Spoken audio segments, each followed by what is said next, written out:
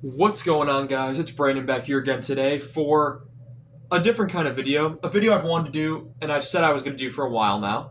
And now that we're getting closer to the draft, we're about a month away from that. And we're got 2 rounds left in the playoffs.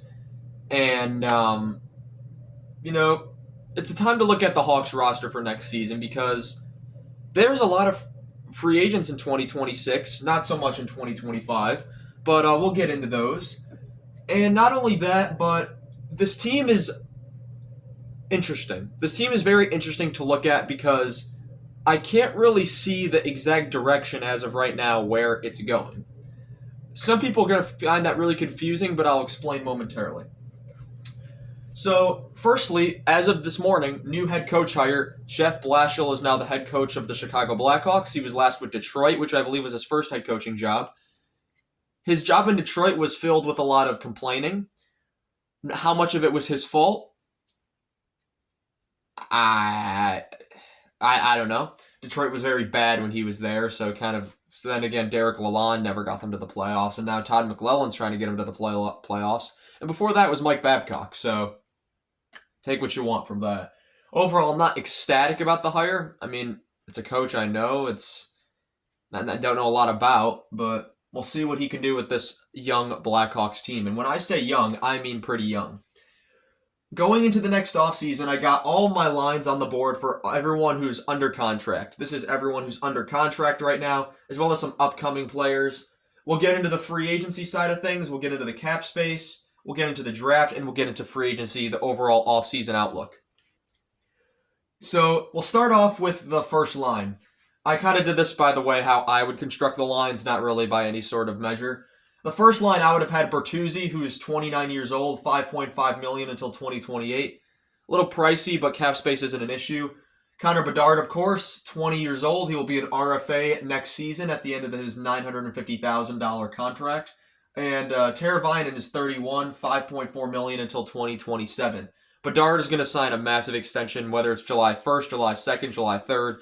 It's going to be probably within the range of $10.5, $11 million would be my guess for Connor Bedard right now. Then you have on the second line Lucas Reichel, who will be an RFA after his $1.2 million deal ends next season. He's 22 years of age. Frank Nazar, who will also be an RFA next year after his $950,000 contract expires, 21 years old. Oliver Moore, who played only 9 games last year, so he doesn't burn a year of his ELC. 20 years of age, making $941,667. He's now a free agent, RFA in 2028.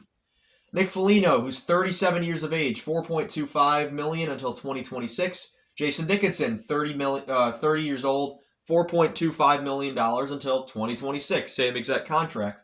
Ilya Mikheyev, 30 years old, $4.037 million until 2026. So that's your expiring contracts line. That's your veteran line.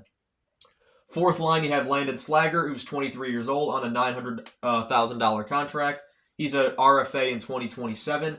Joe Veleno's an RFA next season after his $2.275 million deal ends. He's 25 years old. And Colton Dach, who's 22, will be an RFA next season. He's on a contract for $825,000 this season. As extras, you had Ryan Green come up at the end of the season for 2 games. 21 years of age, $950,000 contract. See, it says, I'm going to change Moore's back to 27 because as of the site right now, of Puckpedia, it says that he and Rinzel are still 2027, even though I don't think they, either and him or Ryan Green burned a year of their ELCs, but who knows, we'll see. So I'll just put 2027 for now. But Ryan Green, 21 years of age, $950,000 until 2027. He will be an RFA. Joey Anderson, 27 years of age, has 1 more year on his deal, $800,000 until 2026. So that's your forward group. Moving to the defense. Very interesting, to say the least. 2 guy on this team above the age of 30. Everyone else is 24 and under. Let's start with Alex Vlasic on the first pair, 24 years of age, $4.6 million deal until 2029. At the time that was signed, people raised some eyebrows, but Alex Vlasic has been developing into a really good defenseman, big presence, and he's also started to showcase some offense, which was not really seen in his game before, and so he's really making strides in his defensive progression. Do I see him as a top 2 defenseman? No. Top 4, sure. Connor Murphy, $4.4 million 2020 until 2026. So next season, he'll be an unrestricted free agent. 31 years of age. We'll get into who I think will be gone or should be traded at the deadline later.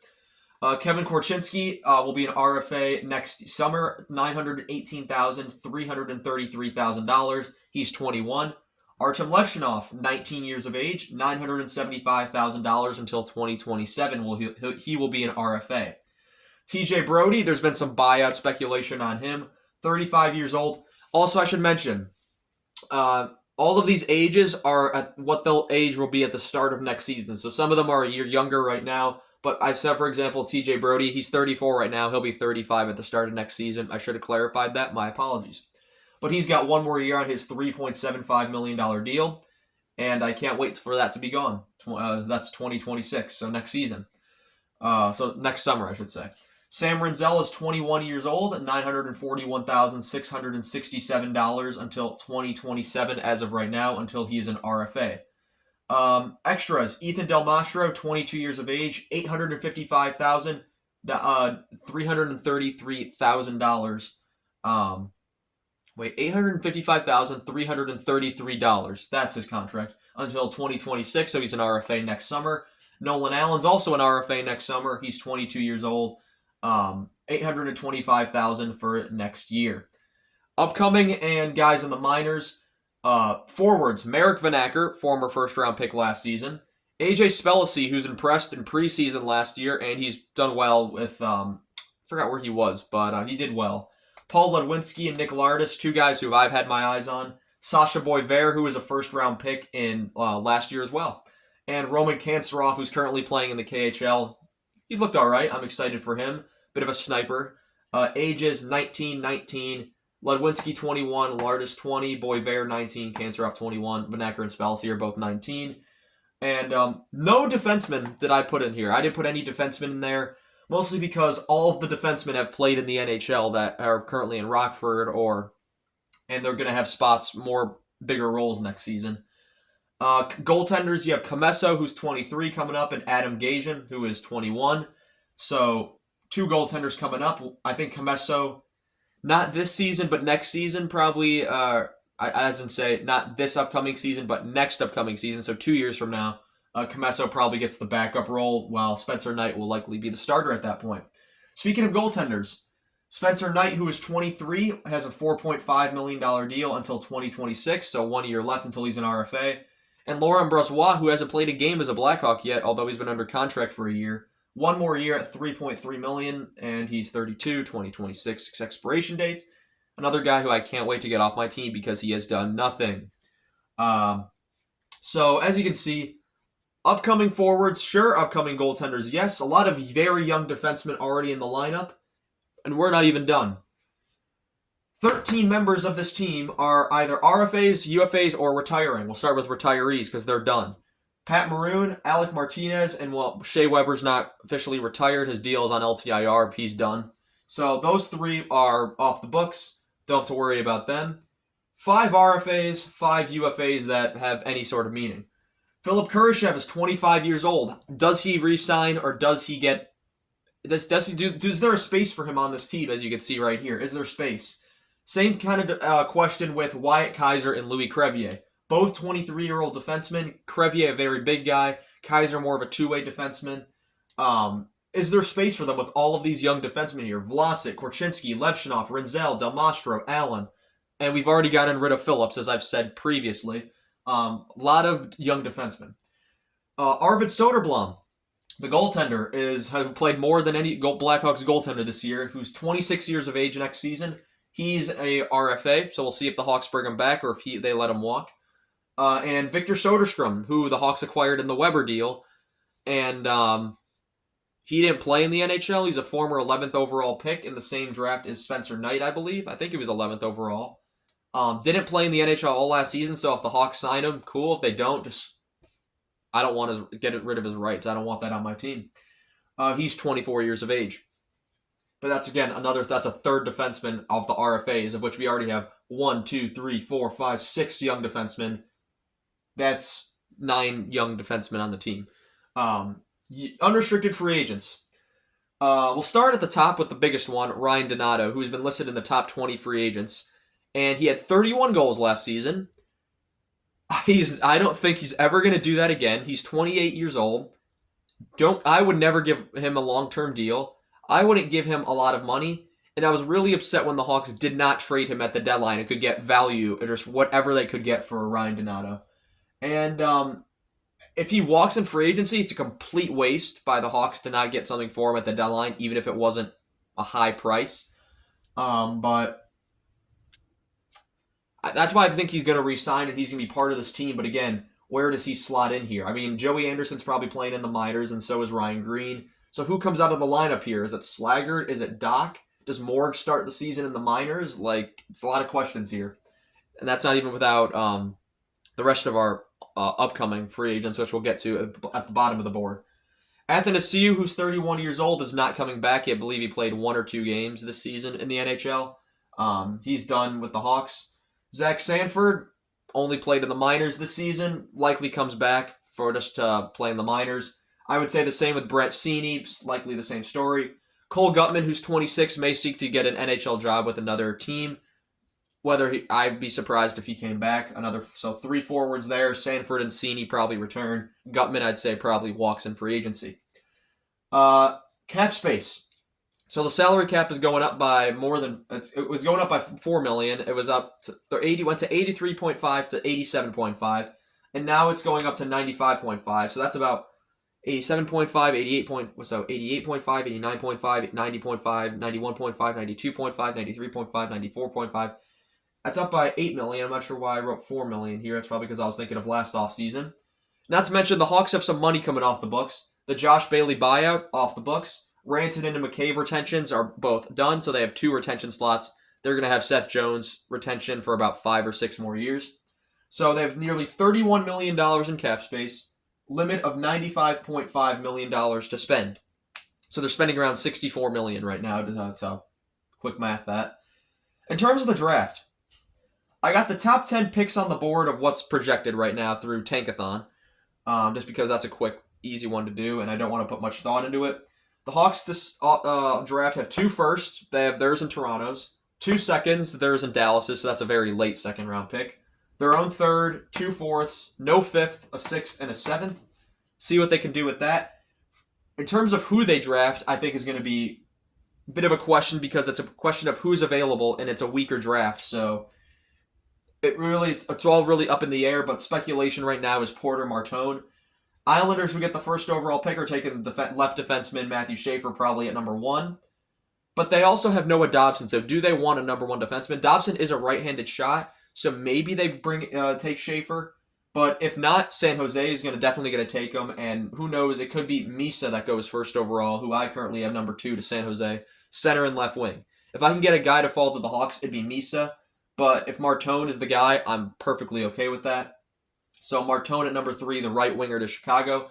Definitely a need among the Hawks because of guys who are right wings. Teravainen's a left shot on the right. Bertuzzi's even listed as a left or right wing. Moore is not a right wing. He's a center, but I have him on the wing. Mikheyev can play both left and right wing. Doc is a left wing. So we don't have many specialized right wings on this team, so Porter Martone would definitely help out with that. James Hagens I have going to Utah at 4, although I think a defenseman would more likely be the selection, so maybe Jackson Smith jumps up to 4 with Utah, and possibly they trade down. Nashville gets Frondell at 5. Caleb Denoyer goes to Philadelphia at 6. Jake O'Brien to Boston at 7. Jackson Smith to Seattle at 8. Victor Eklund to Buffalo at 9, which pick definitely could be moved. And Anaheim gets Roger McQueen at 10 as of the Tankathon mock draft. In terms of free agents, UFAs and RFAs. It's a big RFA class this offseason. And UFAs, there's some bigger names on the board, but I picked 4 out of each who there have been rumors with, I've heard something, or just it's possible. Pause right here.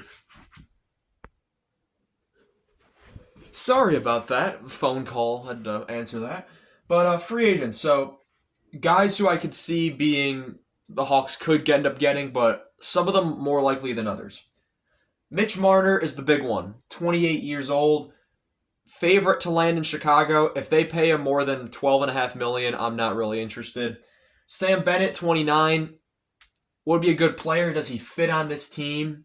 I don't think the Hawks get him. Nikolai Ehlers, if they don't get Marner, I think Ehlers is probably the next best bet for Chicago. 29 years old. A good season in Winnipeg. And Brock Besser, who's 28. I wouldn't expect the Hawks to sign Besser, but I know the name's been out there, but I don't think the Hawks get him. In terms of RFAs, these guys have all been, I've heard rumors with the Blackhawks. For the Buffalo Sabres, J.J. Peterka and Bowen Byram, ages 23 and 24. Both guys who I've heard been linked to the Blackhawks. Marco Rossi, 24 as well. And the big one is Matthew Nyes from Toronto as well. So the two Toronto guys, Mitch Marner and Matthew Nyes, both being linked to Chicago, 22 years old. However, I'm not willing to give up a first-round pick next year for an offer sheet, so I'd be fine with just not bothering with that. But to end off the video, in terms of guys who I think should be going at the deadline next offseason, anyone basically on an expiring contract, TJ Brody, who I really hope they don't buy out because we kind of need people to spend money on because we're running out of cap. We need to hit the cap floor. So Brody, I'll just keep him in my head. So Brody and Murphy, two guys. I'm not sure who's going to take Brody's deal, but if they can get anything for Brody or Murphy, I'd be very happy with that. Give one of these guys a spot, if not both of them a spot in the lineup. Veleno, if they see him in their long-term plans, sure. If not, might as well flip him. Foligno, Dickinson, Mikheyev, all three of those guys, I'd be fine with being traded at the deadline. And, yeah. And Brisebois, I guess, if someone needs a backup goaltender, and we can have Comesso come up for the end of the season. I'd be perfectly okay with that sort of season. But let me down below. Who do you think the Hawks are going to add to their lineup? Who do you think they re-sign? Who do you think they let go of? Who do you think they trade? Who do you think makes the jump? Just let me know. A lot of kind of a madness board here, longer video.